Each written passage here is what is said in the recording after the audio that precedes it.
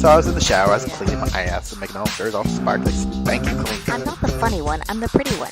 Cock shots. I just checked myself out. Candles, music, wine, and then lube up and get on top. The glory hole's like like Dick Theater. I've imagined your family. Which means your pants had better come off. Mama needs playtime. We're not sluts. We just love love.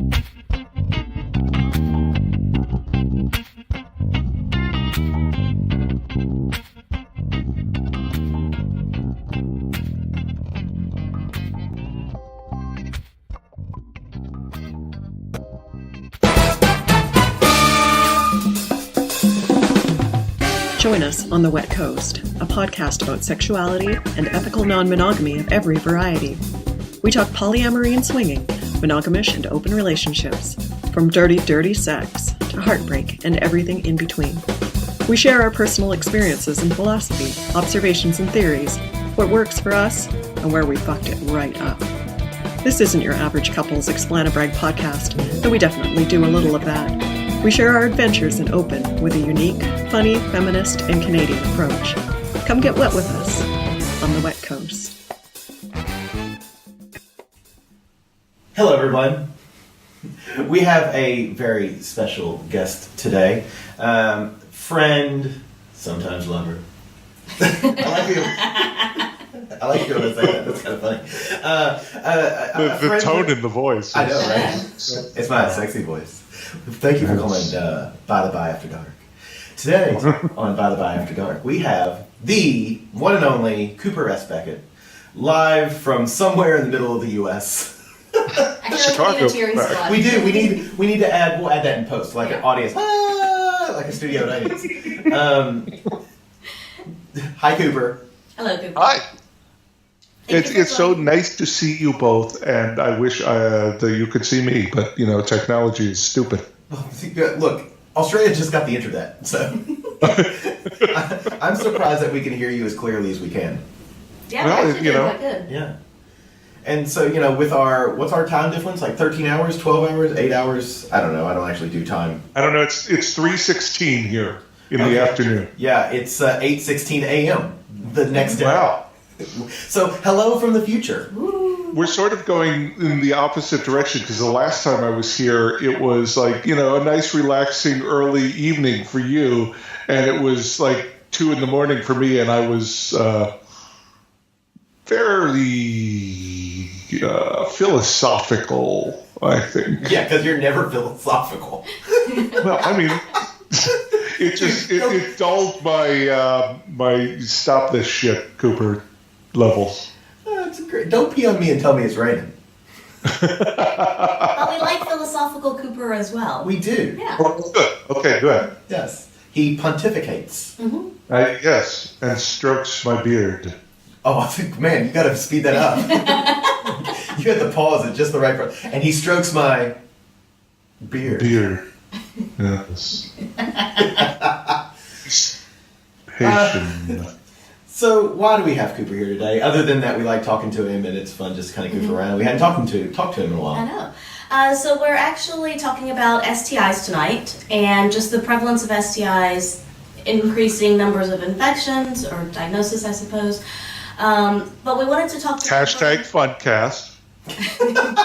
Hey. We'll still make it fun, I know.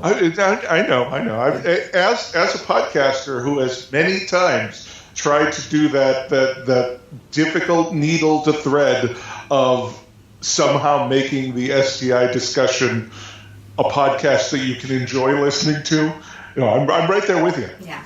I look forward to how to do it. Yeah, exactly. And it's an itch you got to scratch. Get it? Yeah, see. Hey, and if you don't like us talking about STIs and stuff, I personally think you're being a bit rash. Bad. Thank you. I got a slow clap. You know why? Because he knows I'm a fun guy. Yes, like the mushroom. See? Okay, I'm done. I'll try to insert as many puns as possible into this conversation. I look forward to it. You're the science one. Uh-huh. Cooper's the philosophical one. I'm the funny one. You're the punny one. I'm the punny one. Yeah. Funny one. Yeah. Okay. Okay, so yes, we just wanted to kind of talk to you, Cooper, about why some of these numbers are going up, what you consider safe sex, what we consider safe sex, how people can take measures to prevent transmission of some of these STIs, and let's just pontificate. I think I should note to start out with that none of us are official doctors. No. One of us works. One of us works. Not official doctors. I know, right? We're unofficial doctors. One of us does at least work with some sciences, and that would be you, the pretty one. Yes. And the smart one, which is why we call you the smart one. I just send all my my pictures to the swinger doc, and he tells me if it's cancer or not. I love it. Yeah. Yeah. If Angela, I don't know how. not worried, I warn him before I send him the dick pics, but That's but pretty he's kind of you. gotten more than his fair share, I think, of dick pics from me. God love him. He's a saint, that swinger doc. Yes, he is. So tell us. Let's start with what you describe for us and listeners. What you consider safe sex. Well, first I'm going to be pedantic and say that no sex is safe sex. There is such thing as safer sex, but there is no such thing as safe sex, because no matter what, you are transmitting something between you, whether it's a thing that's a big deal, or whether it's like the last play party I went to where literally everybody who fucked got a cold. So that was an STI in that instance. That was transmitted by breathing heavily into each other's faces while fucking. That is a good way to transmit a cold. So Yeah. Well, you should do doggy style. Just saying. So that would be safer sex, Bradford. Very good. And what Swing Set has tried to use is risk-aware sex rather than either safe or safer sex, because I mean we definitely live in an age where it's just commonplace. Almost everybody will have or had HPV. That is just the way it is. And in general, it's not a big deal as long as you work with your health regularly. And as I say that, I recognize that there are women out there who have had severe problems from HPV, and there are men who have had severe problems from HPV. So I'm not trying to diminish. I'm just saying that this is something that basically when I walk into a situation, I act as though everybody there has, at the very least, HPV. Also probably herpes, either oral or genital. Mm-hmm. And so if I go into a situation with that baseline, I then behave in a way that would protect me from those things. And I recognize that even, penetration with condoms and barriers is not a complete safe thing against herpes or HPV, but it definitely raises the safety level for you. And so I use condoms for penetration and for oral. I use saran wrap for oral sex because dental dams are horrible. And saran wrap is a barrier, and a lot of people will get pedantic and say, "But the FTC has not said that it will prevent." And it's like, no, why would the Food and Drug Commission tell you that saran wrap is fine for your sex party? They won't, because their funding does not cover that area. But it does keep things fresh. Yeah, it does. It does. It keeps freshness in. Yeah. And I've seen enough not amateur, but it's from scientists. I've seen enough discussions on the safety of saran wrap to feel comfortable that it is a protectant for me. At the same time, you have to be aware of likelihoods of transmission and of the actual danger involved. Because, like, I know that even if Saran wrap isn't 100% safe, because nothing is, it's safer than not using Saran wrap. And I think the danger in non-monogamy is a lot of people look at it as, well, there's nothing that's 100% safe, so I'm just going to go with the risk. And that's fine. You know, I begrudge nobody who doesn't use oral barriers or who doesn't use gloves. But at the same time, I find the logic flawed. Like, if you don't want to use barriers because you're okay with the risk, that's perfectly fine. But if you're going at it and, seatbelts don't prevent 100% of deaths in car accidents, so I'm not going to wear one, I think you're talking yourself into believing something that is fundamentally flawed. Yes, no, yes. I will agree with that completely. I've always used that logic. It's like, if you can be a little safer, be a little safer. Yeah. As long as it's within your parameters of what safe needs to look like. Exactly. I will say real quick, for our listeners who are not in the U.S., Saran wrap is the same as cling wrap or plastic wrap for food. Oh, yes. Yeah, well, Saran wrap, It's a brand name. The Kleenexification. Yes, exactly. Band-Aid. Plastic. They've hit that ultimate marketing goal in the U.S. They have. But, because we've used the word Saran wrap down here, and they're like, wait, what? What is that? Yeah. Okay. So, I need to get used to the cling wrap instead of Saran wrap in general. So does it matter on cling? Because we've heard that it does matter which plastic or cling wrap that you use. Well, here's the thing. From what I hear, and again, nobody is doing actual studies on this. From what I hear, anything that is that clear plastic wrap, the kind that when you tear it off, it sticks to itself like crazy, and it's obnoxious. That's why I have one with a cutter. And isn't that sort of like foamy matte stick wrap is just fine. Yeah. And I'd even say that foamy matte stick wrap is probably just fine as well, because again, we're talking about improving safety, not creating 100%. Like, we're not walking in with a CDC zip-up suit here. That's my fetish, man. It brings me back to Naked Gun when they practice safe sex and both of them are wearing full-body condoms. Yeah. That's awesome. I love it. So it's all about mitigating risk, and that's really it. Mitigating risk and still allowing yourself to do something is what matters. You have a second parachute in case your main parachute doesn't open. That is about mitigating risk when you are literally leaping from a plane, which is, let's say, risky. Let's say. Potentially. And wearing the seatbelt is mitigating risk when you are literally cruising at, sometimes up to 100 miles per hour on my commute to work because I'm running that guy. Because you're spending too much time on podcasts?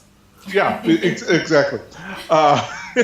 And it's, the thing is that my generation, and I imagine you two would feel the same about this since you grew up in the United States, we're taught that sex equals death. Yes. Because the AIDS crisis was full blown. Yeah.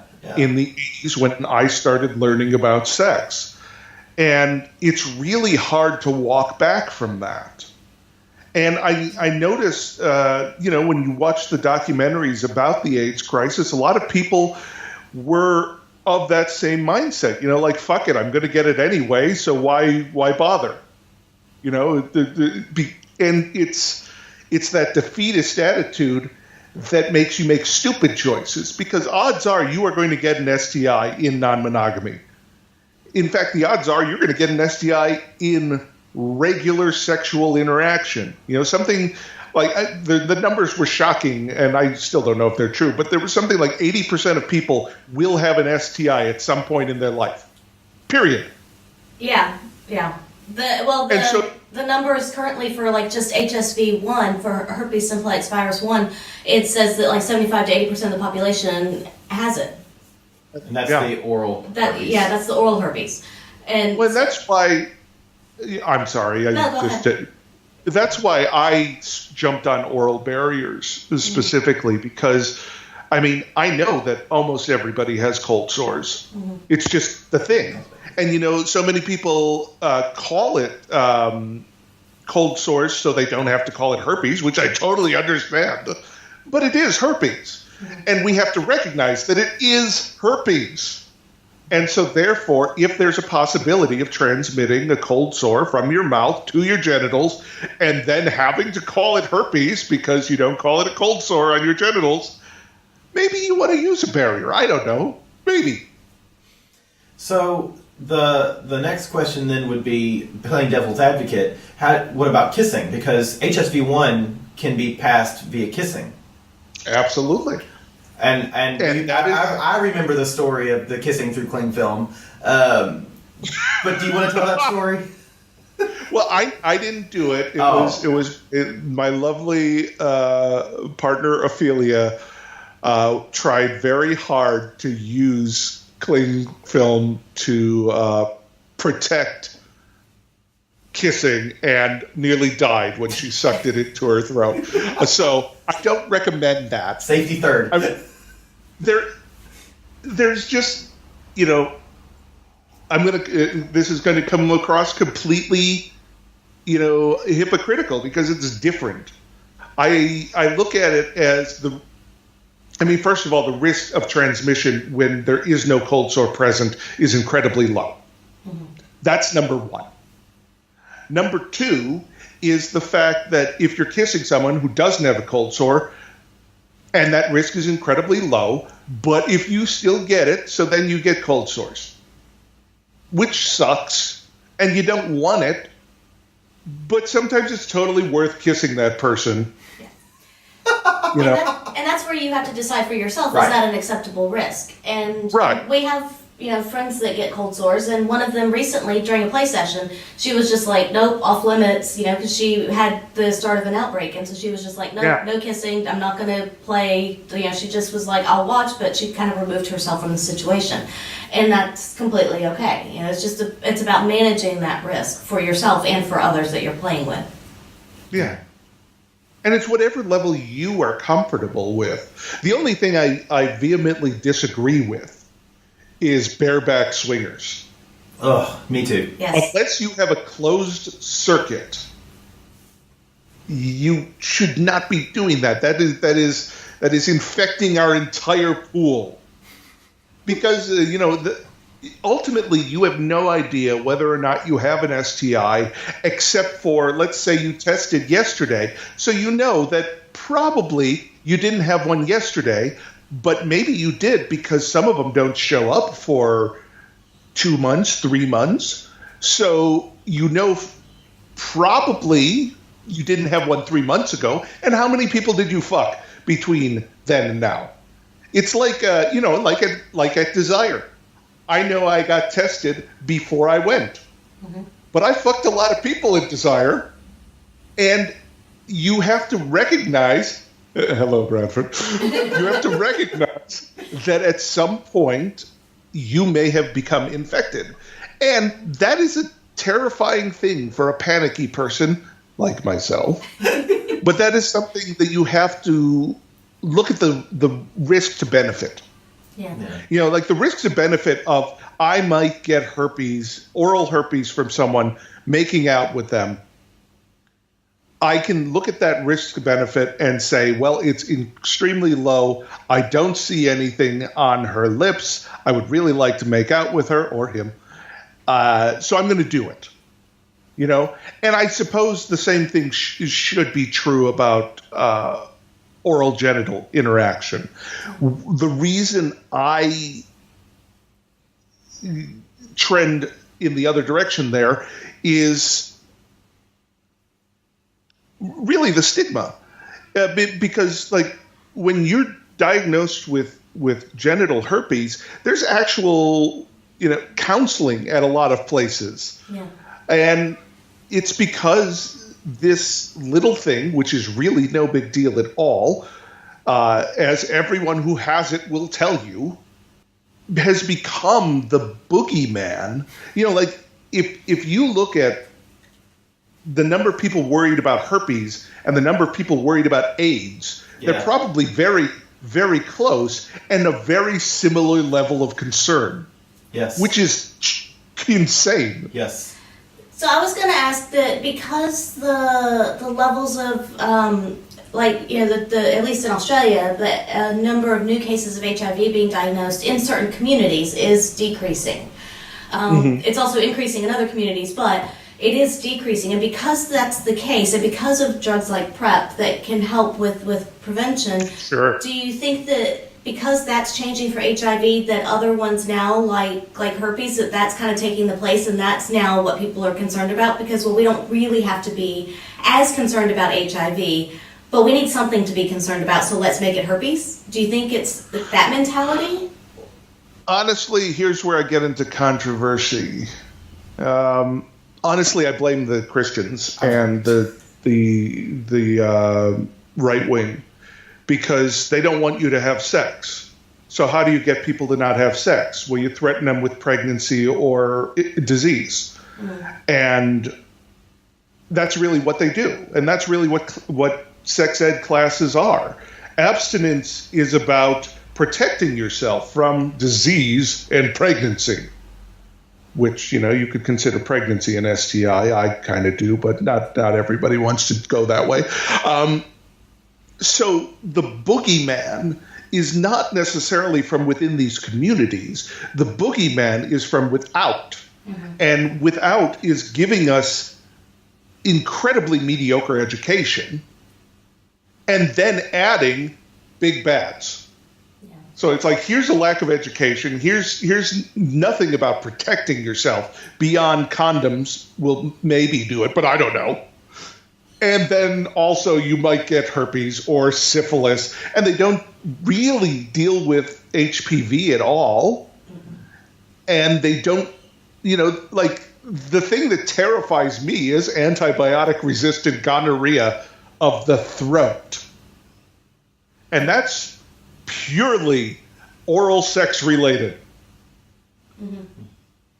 Yeah. So that's terrifying. You took the words right out of my mouth in that I would have said just a conservative mindset. Yeah. Because conservative I think mindset. that lumps a lot of groups into it, because it isn't just the Christian or the Republican, it's the conservative mindset. Right. Which oftentimes those fall into that, but it's that conservative mindset of we need something to prevent you from doing it. Just like you said, it's the boogeyman. Right. Sex should not be a recreational sport. And that determination means that unless you're having sex to have a baby, you shouldn't be having it. And if you are, you should be punished, either with a baby or with a sexually transmitted infection. Shouldn't be amateur. It should be semi-pro. Yeah. Recreational. It should be recreational. It should be pro. I should get sponsored for this. I went through both a Christian sex ed class, which was decent until they told us that if we masturbate, we go to hell. So they were really just vacillating wildly between messages. And then I went to public school after that, and public school just embraced the entire clinical aspect of it, rather than, like, there's a lot of talk right now that pleasure is not mentioned at all in sex ed. Yeah. And most of the reason people have sex is for pleasure. Like, literally most of the reason people are doing this is not for procreation. So the fact that we don't teach to that is a real failure. And it's not just failure in high school and junior high. It's a failure for adults. Like, I see one of my missions is teaching adults about sex education.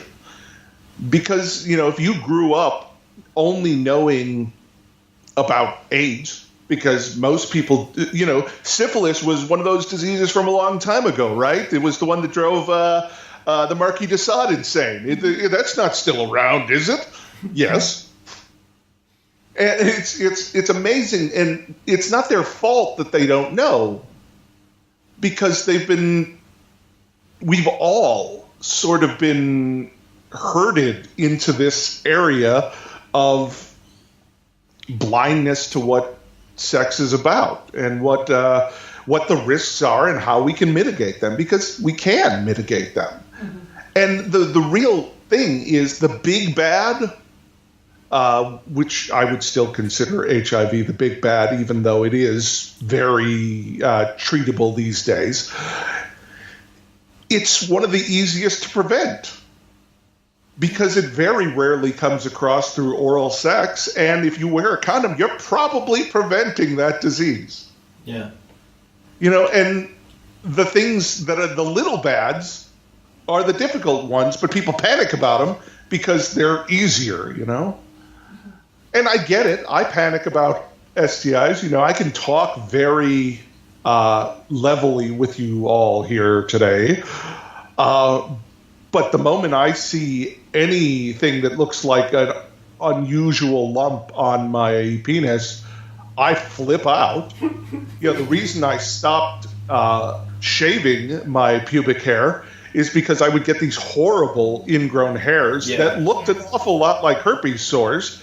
And after 4 visits to my doctor over the course of the first year and a half of swinging, I would say, she said, listen, your body clearly doesn't want you to shave this, so maybe you should just stop. Yeah. And so I did.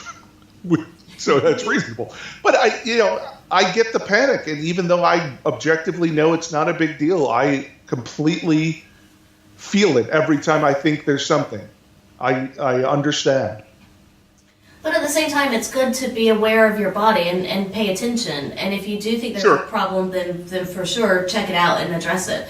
Because a lot of people they do ignore things that are wrong with their bodies, or they're just like, oh, I'm not really sure if that's a thing. But you should pay attention to your body. You should be in tune with it. And if you have a question, then investigate it. Go to the doctor. Get a second opinion on it. And we feel like there's so much shame involved. So that's why we don't go to the doctor, because if the doctor is going to say, well, maybe you should stop having casual sex, or maybe you should limit your partners, because, that's the big thing on the CDC's website about how to prevent diseases is abstinence. It's like, well, okay, yeah, that also, I can prevent death in skydiving by not going skydiving. That's real easy. But if I want to go skydiving, I really need other methods of prevention of death, like parachutes. It is funny, because we've talked to people who have gone to doctors and the doctors shame them. Yeah. I've been there. That is high. That is a big risk, I think, everywhere, but especially, again, in conservative regions, say like the Southeast U.S. Well, I had a OBGYN when we lived in the States when I was in my early 20s and I wanted an IUD, a more permanent form of birth control than just pills. He shamed me about not having children. He was like, well, but that means you can't have children for, 5 years, however long it's in. I'm like, but I don't want children in the next 5 years. I don't want children at all. And it was just, we went round and round and he wouldn't give it to me. I was like, fine. And so I went somewhere else. But your doctor... Yeah, Ophelia had the exact same experience. And your doctor shouldn't do that. No. And I've talked to doctors about their education, and really they only spend like a day or two on sexuality education because the mainstream medical community is afraid of it. And they're afraid of it because of conservative pressure, because of where funding comes from. Most hospitals in the United States are Saint Something's Hospital. And that's not an accident. That means it's a religious organization running that hospital. And that religious organization could theoretically decide that you deserved what you got. You could sue them for malpractice, but you'd still get terrible treatment.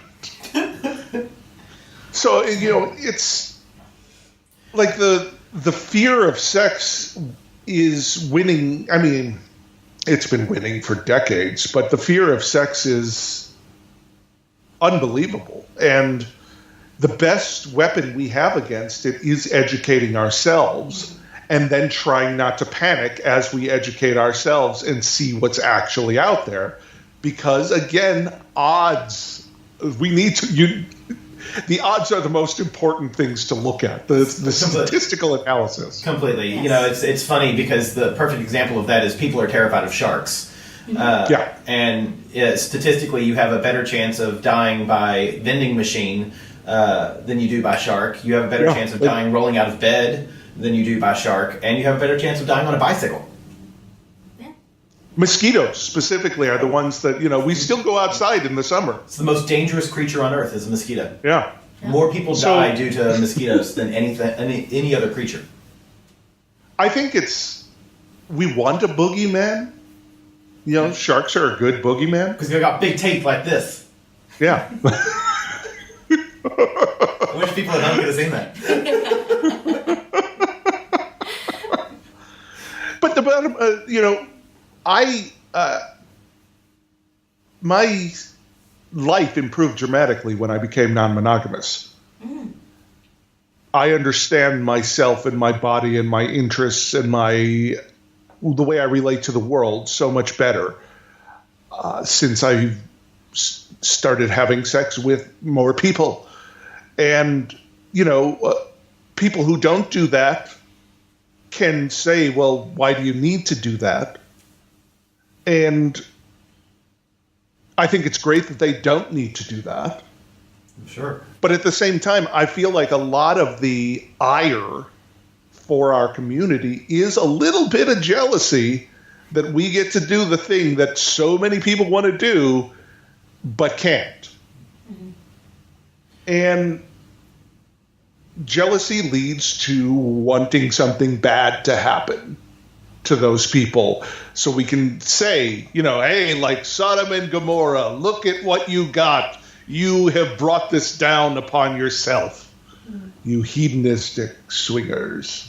Hey, that's what my tattoo says. Yeah, but in defense, and I can't believe I'm actually going to say this phrase, in defense of the conservative mindset, they're not all like that. Because I always think of my great-grandmother. My great-grandmother, who was extremely religious, once told my mother, if God didn't want us having sex, why did he make it feel so good? And that's an excellent question. It's an excellent question, and I loved that. And it was such a great kind of like, for me, that was sort of a wake-up that, not all conservative people think this way. Sure. And I try to remember that. No, I will say many of them are. It's the loud, obnoxious minority. But. Yeah. But that's why we have to educate ourselves and educate others and be aware of unfortunately, it's the not all of them think that way, but a lot of the policymakers do. And the policymakers are the ones that are actually shaping all this shit. Absolutely. So that's the real, and that's why I don't always go that extra mile to differentiate. It's like, to take it to a personal level, my parents' church fired their choir director when he got married because he was gay. Oh. And it was cool. Like, everybody knew he was gay. For 20 years, everybody knew. He was the most flamboyant gay man ever. There was no question. Every function he attended with his longtime partner. Everybody knew. But the moment he got married, the church consulted with the archdiocese, and they decided that they could no longer employ him. And so that's an organization making a decision. Now I look at my parents, who are conservative religiously, but liberals politically, and they go to that church, and every week they hand money to that church, and they completely disagree with the decision. But it doesn't matter, because they're funding it. So it doesn't matter, when the religious right in America makes the sex education platform, anyone who goes to a church where it funnels upwards is funding it. You can make all the arguments you want about why it's cool to still do that, or not all my money goes to that, but it's just like not all my taxes go to war, but some of them do. which is an interesting point I just made, and I'm not sure that was a good one. Wait a minute. In a sexual education podcast, in a sexual health podcast, are you discussing not paying taxes, Cooper? No, I pay taxes. I don't like it, but Thanks I pay for funding the war machine, asshole. I am. I'm funding the war machine. Great, now I have another thing to really just feel guilty about. You know, there's a lot of things you can control and a lot of things you can't control. That's true. And don't focus on things you have no control over. So, I guess what I'm saying with that is if you are one of those conservatives who believes sex is valuable and believes people should be allowed to do whatever they want with their bodies, you need to be the one speaking up at those groups where when you're getting together with your friends and they're talking about that whore down the street who got herpes because I think she was cheating on it. You know, you need to say, you don't know what's going on. Everybody needs to stand up for what they believe in, and we too often let the group speak overwhelm that. And the group speak is inherently conservative. I think we average down to conservative, which is unfortunate. Yeah. But it makes evolutionary sense. Sure. I'm not supporting So it. our way I'm just makes saying it more makes sense. sense. Say what? Yeah, our way makes more evolutionary sense. Multiple partners, lots of sex. I mean, we're not having the babies, but our way makes the sense. We need to have another podcast where we talk about this. I feel like that's because I both agree and disagree. So, do you run into situations when you're playing with other people where people look at you like, "Why did you bring a box of cling film?" Well, I tend to prep people before. Like when I'm going to a party, I tend to identify the people I might be interested in and have conversations before I even get there.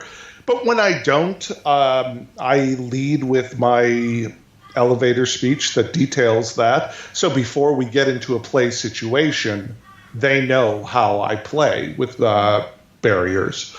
And they can make that decision whether or not they want to do that. And I don't begrudge anyone if they don't want to do that. I had a woman at a party who said, "I'm not going to give you a blowjob with a condom." And I said, "Okay, well, I guess I'm not going to get a blowjob." And she's like, "You'd really turn down a blowjob because I won't give it to you with a condom on." It's like, yes, this is really how I play. And I'm sorry, I don't think your mouth is magic enough that I can just, fling off all my preconceived notions of sexual interaction. I found that very interesting because it's not like blowjobs are rare in the swinger community. Well, there's that too. It's like, look, lady, it's not a diamond. I did get a blowjob that night, yes. And it just wasn't from her. So that's it was a weird argument. mentality. That's a terrible argument. I have not had as many problems. Ophelia has had more problems with barriers. She's had more people try to talk her out of that. Make the argument, "Oh, but you won't feel the amazing tongue action that I've got going on." And, "Oh, but it just doesn't feel as good when," it's like, yeah, you're right. And unfortunately, she really takes it to heart and feels the shame that's inherent in telling people that their way of having sex is wrong. And that really sucks. And we've had to leave parties because of someone just not respecting the desire for barriers. And it's because people don't know, people have never seen this before. I get it. People still find it bizarre that I bring out my saran wrap. But usually they're fine. And I mean, most of the women who've never had that used on them before have mentioned how it doesn't feel different hardly at all. Yeah. So I wish more people wanted to try it wish more people thought it was interesting. And I think some people do, but they're still also worried about the shame of being too uptight, I guess. You know, like somehow the barriers make us the prude swingers, I guess. Yeah, that's a great. We're the prudish swingers. And I couch it in I'm a germaphobe and I'm a hypochondriac, so I assume I have everything all the time. Yeah, remember when you got over menopause? Yeah, it was good. I'm glad the hot flashes stopped. So I'm doing this for my safety, and I'm doing this because I really, really dread the idea of having to tell someone after I just had sex with them that I was diagnosed with something and I maybe transmitted it to them. And I've had to tell someone similar things in the past, and it is the worst. It's something we have to do, obviously, but it is the worst. So it's not just about protecting me. It's about protecting the person I'm playing with, because I do care enough about that person that I don't want to give them something. It is really fascinating, though, to see, because I will say, for me, I look at it like you said earlier. It's a acceptable risk, and I think that's it's just what fascinating to me is that different sort of attitude of two people who grew up in a very similar household. It sounds like, and definitely in the same time, although you're younger, but. Not that much. But it still. I can't tell if pulling the seniority card or if you're actually just sad that you're the old one. I'm sad that I'm the old one. I'm sad that I'm the old one. I will never pull the seniority card. I'm usually the oldest one at play parties lately. Me too. Usually. No. It's not a bad thing. I bring experience, baby. Yeah. But just get better. That's right. I'm like cheese or wine. As long as you keep playing, I don't really care. Yeah. But it is something that I look at that like I have had those messages where you have to send to somebody after testing positive for something and you might want to get yourself checked out and blah blah blah blah blah. And I've had that done to me. And while it's like, oh, bummer. Honestly, when it's been done to me, it's one of those. It's not that I'm upset with that person or upset about it. It's just like my disappointment is now I have to go through the hassle of doing this quickly to mitigate spreading it to anybody else if I'm now a link in that chain. And it just fascinates me. It fascinates me that we have such a different mindset against it. Mm-hmm. I mean, I don't think there's a right or a wrong. Arguably, you're probably more right. Which I can't believe I just said that. Now it's recorded. But it's because you don't use barriers for oral. I don't use barriers for oral. I use barriers for everything else, but not for oral. Yeah. Which is funny because I get the irony there, but still, that's just me. I look at it as it's an acceptable risk. Sometimes I really wish I could go back to that. Mindset of acceptable risk, and I'm sure, because I know objectively, oral sex does not transmit things hardly ever. It just doesn't. So really, and the big thing I always come back to is I'm part of a community with these sex educators who have been going to play parties for decades and still do barrier-free oral and have never contracted anything from there. And so if that's the case, there are these examples of why I'm probably too cautious. Not too cautious, overly cautious. Yeah. Overly cautious. And I do wish I could get over that sometimes. So Ophelia and I, my partner and I, have a girlfriend, and after a year and a half of going out with her, I felt comfortable going down to no oral barriers with her. And the moment we did that, I had a little freak out, and we went back to oral barriers again.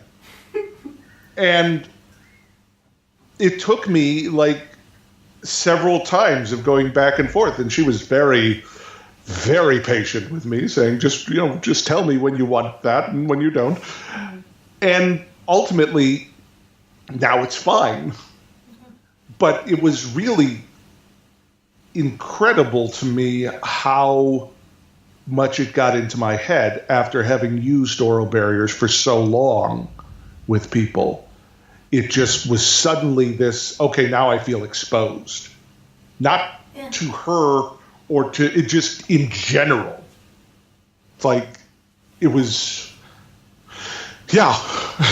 And like, to tell stories after school, like I know how cautious you two are, even without using oral barriers. And I knew in our when we played in Mexico that I would have been comfortable not using oral barriers with you, but I also knew that I would have been comfortable in the moment and I would have flipped out in the aftermath. And so a lot of my barriers are about knowing what I'm like after the fact. Like knowing that I used to feel symptoms of herpes for a week after a new encounter because I knew that objectively, in general, if you're going to get visible herpes, it's going to happen within about 8 days after an encounter. So when 8 days were up, I'd relax, even though none of that was like, this is how it works. It was like, sometimes, in general, this is what, and I would feel it. And every single thing about it was, I needed to find a way to not spend the week after an awesome experience worried about what would ruin that awesome experience. But I think that's part of it as well, is it's not just protecting yourself physically, but also what do you need to do to feel safe mentally and emotionally. Yeah. And if that means using barriers, then it means using barriers. And in regards to like us playing at Desire, we always say that you should play to the safest person in the room. And if that means that you use barriers when you normally otherwise wouldn't, that's okay. Like, it doesn't matter because it's not going to mar the experience. But you need to make sure that everyone in that room feels safe and feels protected, whether it be in that moment or whether it be for the next week, the next 2 weeks, or however long. Well, it's interesting because touching on what Angela just said, you play to the safest people in the room. And I think a lot of people think that, or may do that, but in a play session kind of way. Like a couple only wants to do oral, but they don't full swap. Or, they full swap, but it has to be in the same bed. They don't go to separate rooms. And most people are typically very okay with that. Yeah. But then as soon as the sexual health side of it and the oral barriers comes up, then they're like, well, what kind of thing? And I think you should say we play to the safest people in the room, meaning both mental health and physical health. Yeah. Absolutely. But it is funny. It makes, I'm sure there are people who listen to you, Cooper, and are very excited because you prove that hypochondriacs can be swingers too. I think a lot of my neuroses make people happy because they Coop so can do it, adorable. and so can you. But they're actually quite common. A lot of people feel yes, that way. Absolutely. Yeah. I mean, I won't lie. I've had those times where, you're like, you've had sexual encounter and then like 3 days later, you're like, is it supposed to burn when I pee? And then and then you realize that it was just too many jalapeno margaritas. So things like that. Well, I mean, I have prostatitis, which is also called chronic pelvic pain syndrome, and one of its lovely effects is occasional urethral burning. Lucky you. It is not transmittable. It is not an STI. But for a hypochondriac who worries about STIs, occasional urethral burning is a real panic maker. Yeah. I also love it that a bi man has a disease called prostatitis. It gets both prostate and ass and tight. It's great. It's fantastic. I mean, if you're gonna get something, way to go all in, man. Honestly, though, I think it may be part of my prostate orgasm superpower because a prostatitis is about an inflamed prostate. Is that part of the shimmy? It might be.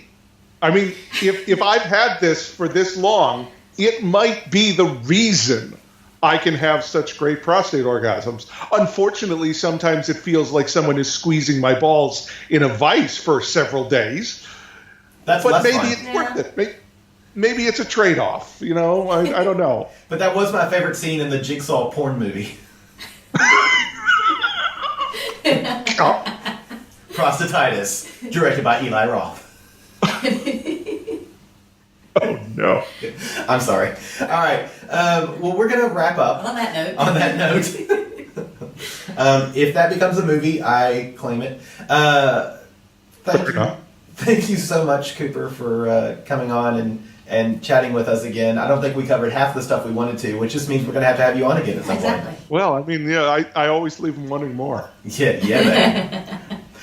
Speaking of which, if not before then, we will definitely see you from November 2nd through November 9th, 2019 here in Desire. Yes, for the Swing Set Takes Mexico, Desire. for Swing Set Takes Desire. Yeah. I'm looking forward to that.